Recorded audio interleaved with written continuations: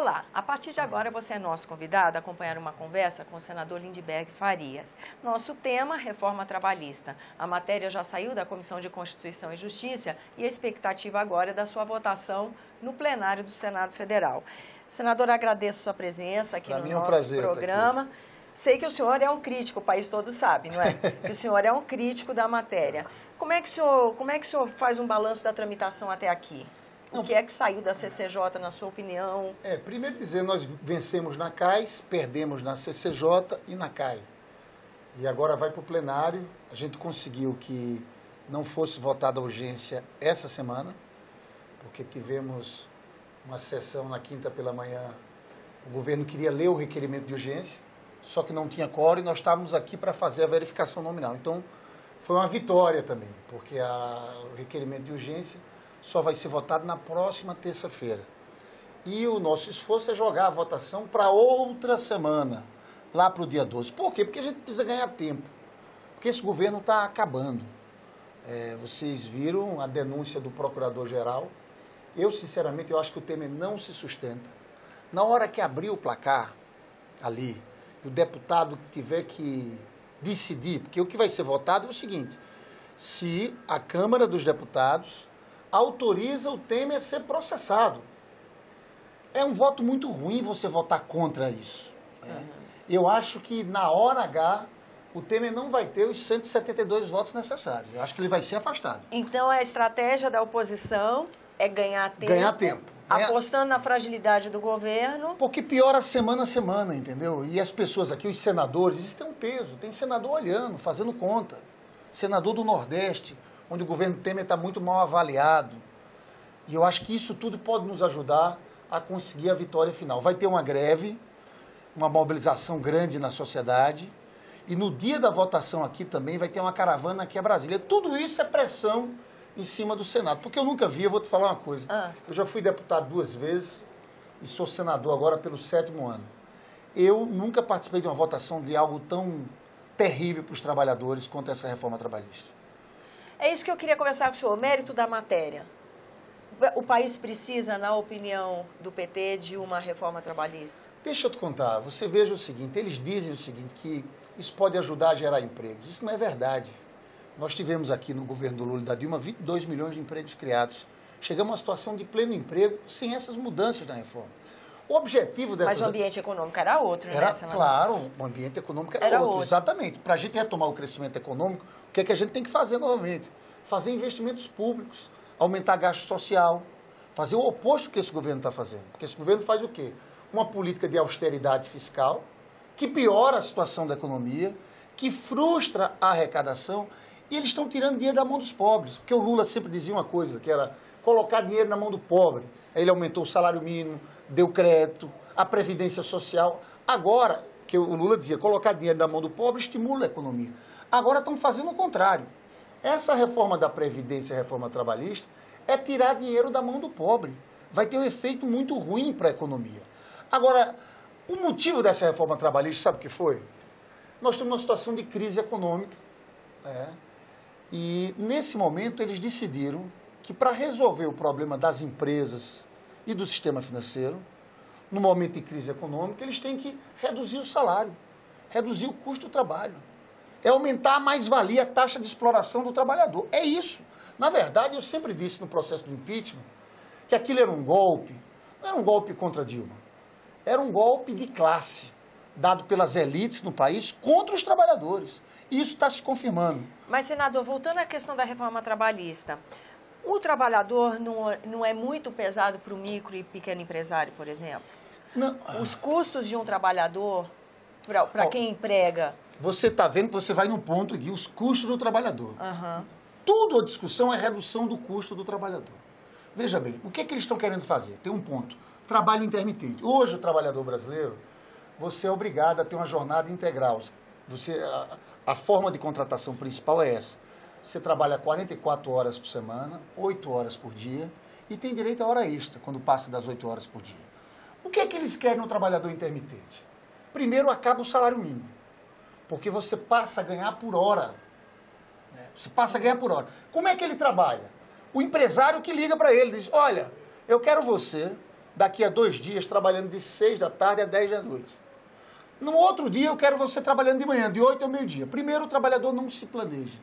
Segundo, aquilo que te falei, ele pode receber menos que o mínimo. Mas isso já foi negociado na CCJ para mudar, não é? Não, a proposta do governo não mexe nisso. Ele diz que mexe no trabalho intermitente, mas mantém comércio e serviço, que é tudo. Um garçom vai virar trabalhador intermitente.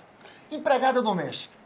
Sabe o que empregada doméstica pode virar? Que a gente fez uma luta grande aqui no governo do Lula e da Dilma para acabar com a escravidão das empregadas domésticas. Eu sei que tem muita gente de classe média alta, egoísta nesse país, que não quer pagar direito, isso é uma verdade. Sabe o que ele pode fazer com a empregada doméstica? Primeiro, ela pode virar trabalho intermitente, esse que eu te falei, e ganhar abaixo do mínimo. Ou seja, você chama quando quer, né? E se a pessoa não for, inclusive, paga multa. Mas tudo bem. Você pode, empregada doméstica, também virar uma autônoma exclusiva, que é outra figura. Porque o que eles abriram aqui é um cardápio de opções para os empresários. Todos precarizam, pioram a situação dos trabalhadores. O que é o autônomo exclusivo? O trabalhador autônomo hoje é permitido. Eu trabalho autônomo, trabalho para qualquer pessoa. Agora, o autônomo exclusivo não. Ele trabalha exclusivamente para uma pessoa. Então, qualquer trabalhador, em tese, pode virar pessoa jurídica. A empregada doméstica, um patrão pode dizer o seguinte, não. Ela agora eu vou contratar ela como pessoa jurídica, como autônomo exclusivo. Sabe o que acontece com ela? Não recebe 13º, não recebe férias, não recebe FGTS. Terceirização, só para te dar o último exemplo. Tá. Os trabalhadores terceirizados aqui do Senado. Tá. Aqui tem 8 empresas terceirizadas. Eu já vi várias vezes quebrarem as empresas terceirizadas aqui. E eles vêm conversar com a gente. Puxa, o Senado tem que pagar, tem que ajudar. Porque é muito calote de empresa terceirizada.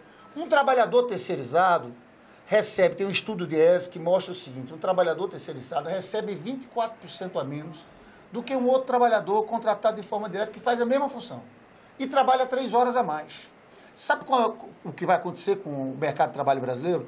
Nós vamos sair de 26% de trabalhadores terceirizados, que hoje são 26%, para 75% em 5 anos. Pronto, tem então mais é devastador, é devastador. Espera aí, senador, algumas perguntinhas que veio da sua fala. Por exemplo, como é que é a sugestão para adequar o nosso mercado de trabalho às novas tecnologias, às novas dinâmicas de trabalho? Porque o mundo inteiro está pensando nisso, não é? Claro, mas isso está em xeque, são paradigmas que estão mudando no mundo. Isso nós estamos completamente abertos. O que está acontecendo com essa reforma trabalhista não é isso, é redução de direito mesmo. E aí redução de salário. Eu falo aqui, parece que esse Senado e o governo assumiu um papel de classe, de representante dos patrões, dos empresários, contra os trabalhadores. É luta de classe escancarada. Você sabe o seguinte, o século XX foi o período da constitucionalização do trabalho. Nós tivemos uma revolução industrial e matavam os trabalhadores, era superexploração. Os trabalhadores, depois de muita luta, conseguiram conquistas históricas, as 8 horas semanais. Aí nós tivemos a Segunda Guerra Mundial. No meio da Segunda Guerra Mundial, surge a base do Estado do Bem-Estar Social. Teve um relatório Beveridge, de um parlamentar inglês, que começou a falar sobre o sistema de seguridade social. E em todo o mundo, nós tivemos 30 anos, ficaram conhecidos como 30 anos gloriosos, que era o Estado do Bem-Estar Social Europeu. Você construiu. O que acontece? Que foi o paradigma que o mundo inteiro queria alcançar. E é o que nós estamos destruindo agora. Aqui no Brasil e no mundo. Na própria Europa começou a ficar insustentável. Já começou a destruir isso, não foi? Não é insustentável, é porque houve uma mudança no capitalismo. Você tinha aquele período do Estado do Bem-Estar Social. No começo dos anos 80 surge o neoliberalismo com Reagan, Thatcher.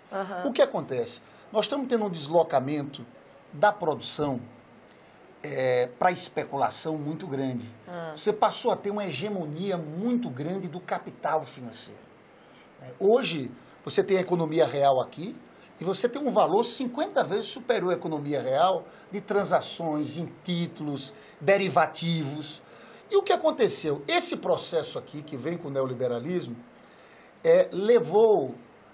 absorveu uma mais-valia global para esse capital financeiro, que fez com que as empresas que investem em produção no mundo inteiro perdessem lucratividade, tivessem dificuldade de ter lucro. Está acontecendo isso hoje no Brasil. Quem investe na produção tem dificuldade de ter lucro. Quem ganha muito dinheiro é quem está na especulação financeira. Isso começou a acontecer no Brasil e no mundo. Qual foi a resposta dada para isso? Apertar os trabalhadores. retirar os direitos conquistados naquele período da história, do Estado do Bem-Estar Social. Na Europa, o Estado do Bem-Estar Social ganhou fôlego a partir do final da Segunda Guerra, de 45. No Brasil, quais são os dois instrumentos do Estado de Bem-Estar Social nosso? A CLT de Vargas, 43, que constitucionalizou os direitos dos trabalhadores, e a Constituição de 88. Ou seja, é um Estado de Bem-Estar Social tardio. A Constituição de 88 foi destruída aqui, com aquela emenda constitucional 95 do teto dos gastos.